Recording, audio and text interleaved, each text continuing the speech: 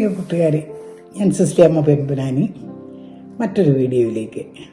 ഈ കഴിഞ്ഞ ദിവസം ഞാൻ ഓസ്ട്രേലിയയിൽ മദർ തെരേസയെ കണ്ടു എന്നുള്ള സന്തോഷ വർത്തമാനം പറയാനാണ് ഈ വീഡിയോ.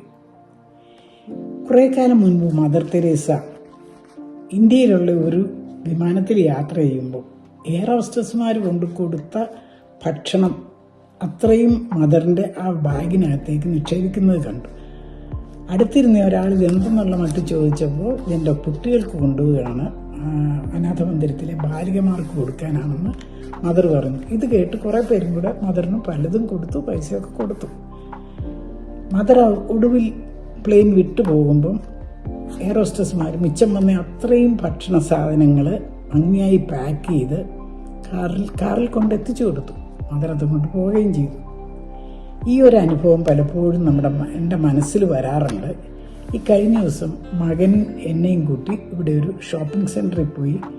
ഷോപ്പിംഗ് എല്ലാം കഴിഞ്ഞപ്പോൾ അവിടെ ഉള്ള ഒരു ഫുഡ് കോർട്ടിൽ നിന്ന് വിയറ്റ്നാം ഫുഡ് കഴിക്കാമെന്ന് പറഞ്ഞിട്ട് നല്ല ചൂടായിട്ടുള്ള ചോറ് 2 പാത്രത്തിൽ കറികളുമായിട്ട് വാങ്ങി ഞങ്ങളൊരു മേശയിൽ പോയിരുന്നു. ഞങ്ങളുടെ മേശയുടെ തൊട്ടടുത്ത മേശയിൽ വയോധികയായ ഒരു സ്ത്രീ ഒരു വലിയ കോപ്പയിൽ ചൂടുള്ള ലക്സ കോരി കഴിക്കുന്നുണ്ട്.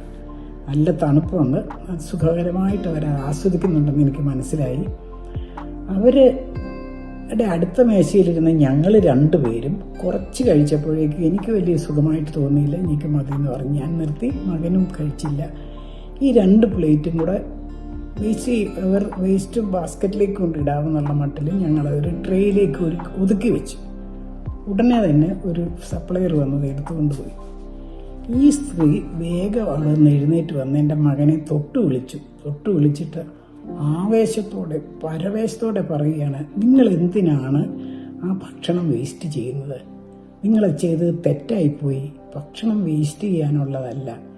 ഞങ്ങൾ 2 പേരും ഒന്നും മിണ്ടിയില്ല. അപ്പോൾ അവർ വീണ്ടും ഉപദേശം തുടരുകയാണ്. അവർ പറയുക, നിങ്ങൾക്ക് അത് പാക്ക് ചെയ്ത് വീട്ടിൽ കൊണ്ടുപോയാൽ ഒരു നേരം നിങ്ങൾക്ക് 2 പേർക്കും ആഹാരം കഴിക്കാമായിരുന്നല്ലോ. ഇത് വേസ്റ്റ് ചെയ്യാനുള്ള സാധനമല്ലല്ലോ. ഏതാണ്ടൊരു അവകാശത്തോടെ, അധികാരത്തോടെ, ഒരല്പം കോപത്തോടെയാണ് ആ വയോധികൻ ഞങ്ങളെ ഉപദേശിച്ചത്. നമുക്കാർക്കും ഉപദേശം പാടില്ല എന്നുള്ള ഒരു ധാരണയാണല്ലോ. ഈ ഉപദേശം കുറുക്കി കൊണ്ടു. വാസ്തവത്തിൽ ഞാൻ ലജ്ജിച്ച് തല താഴ്ത്തിപ്പോയി. അപ്പോൾ എനിക്ക് തോന്നി, ഇതുപോലെയുള്ള മദർ തെരേസമാർ നമ്മുടെ ലോക സമൂഹത്തിന് തന്നെ വലിയൊരു മുതൽക്കൂട്ടല്ലേ. ഇങ്ങനെയുള്ളവരിൽ നിന്ന് നമ്മൾ പല പാഠങ്ങളും മനസ്സിലാക്കിയെടുക്കാനുള്ളതല്ലേ. അത് നമുക്ക് ഇതൊന്ന് ചിന്തിച്ച് നോക്കാം. നമുക്ക് ഇനി ഒരു അടുത്ത വീഡിയോ ആയിട്ട് അടുത്ത ദിവസം കാണാം.